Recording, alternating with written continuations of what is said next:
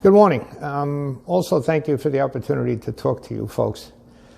I'm a graduate of Fort Schuyler Maritime College in the Bronx. I graduated with a double major in meteorology and oceanography, a Coast Guard license in the Merchant Marine, and a reserve commission as an ensign in the United States Navy.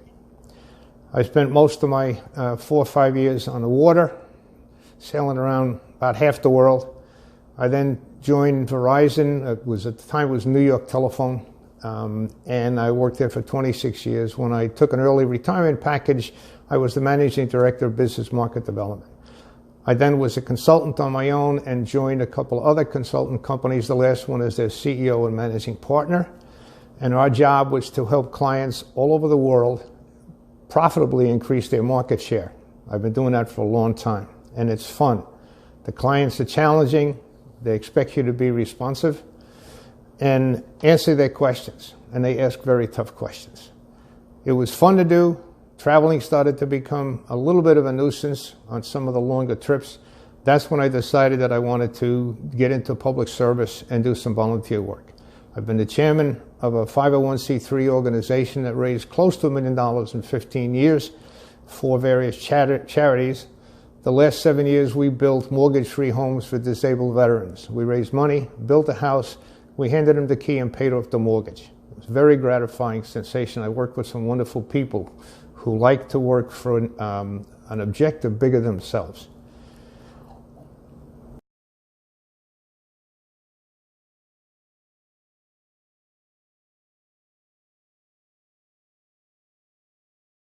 I have spent almost my entire life outside of when I was in the Merchant Marine, working with various customers, customer groups, products and companies all over the world, helping them grow their business.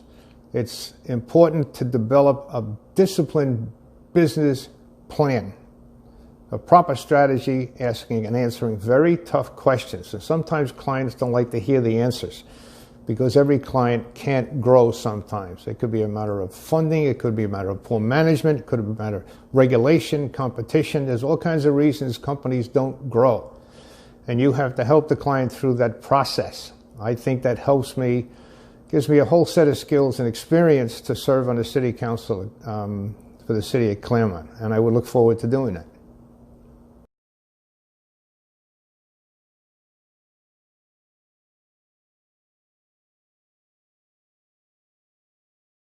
I think the master plan kind of summarizes it for Clermont. I've read through most of it. I've got a lot more to go.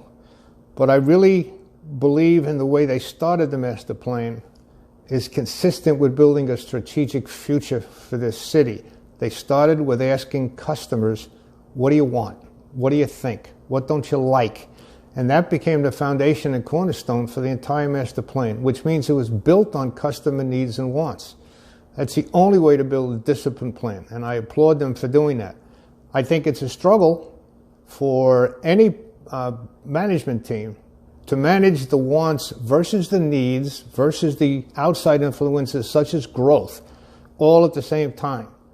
They don't necessarily get to the same endpoint, the different wants and needs.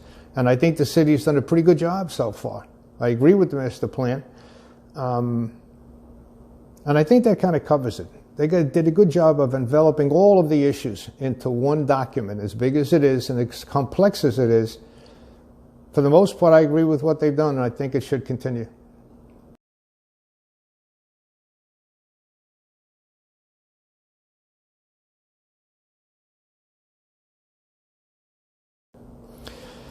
That's a tough question. I don't personally know my opponent, okay? I know he's been around a long time. All I can say is that my qualifications, in my opinion, enable me to run large corporations, large organizations, provide consultant guidance to large corporations, and we've proven pretty successful with that. I learned a lot over 30 years in this business as a senior executive, and I think I can bring that to the table.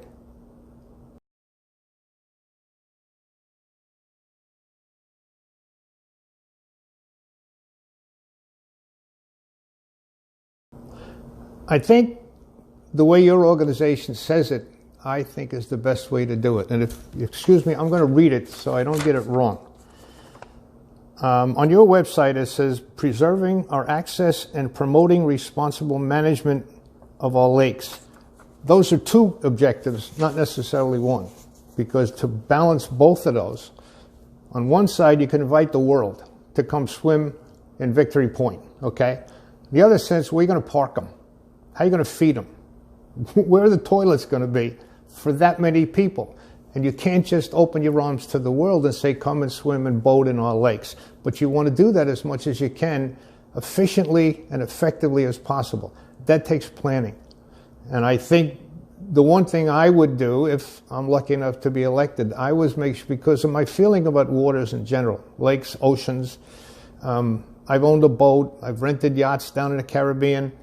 I've sailed a long time. I love the water, okay? I can commit to the citizens of this city that anytime a project comes up, one of the questions I will ask the staff on every one is, what's the impact on the lakes?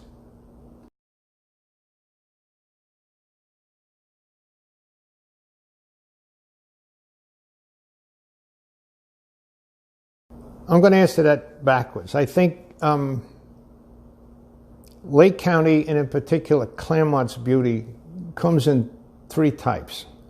One is the hills, one is the lakes, and one is the people. And one of the ways that I would try to balance that is I would protect the resources, those three, the lakes, the hills, and the people, first and foremost. Does not mean that I'm opposed to growth, not at all. I think they have to be managed one against the other, which is sometimes not very easy to do. But I will say this, I would not vote for anything that reduces the size of the hills and their location.